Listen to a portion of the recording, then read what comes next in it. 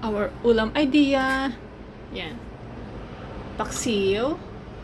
And tortang talong. Magtutorta tayo ng talong with our used oil. Kagabi lang yan. Pinagprituhan ng fish. But before that, lagyan natin ng flour para maging crispy. Medyo ano siya, crispy siya.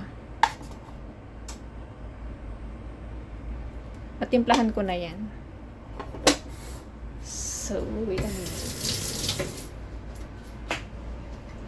And this one is microwave ko na lang. Palamigin muna natin ng konti. Ayan. Then, just mix it. So, ayan. Na-mix ko na.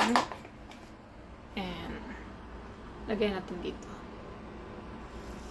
Ay. Hindi pa gaanong mainit. So, make sure na mainit ang inyong mantika. Yung mainit na mainit siya. Pero this one, okay na rin, oh. Magbabubbles-bubbles na din siya. So, let's wait until done. So, it's almost done. Yan, oh.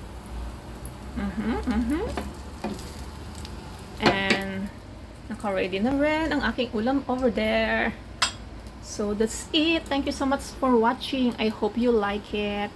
And, stay happy. Live life to the fullest, square and fair. Until my next time, Mama Chup Chup.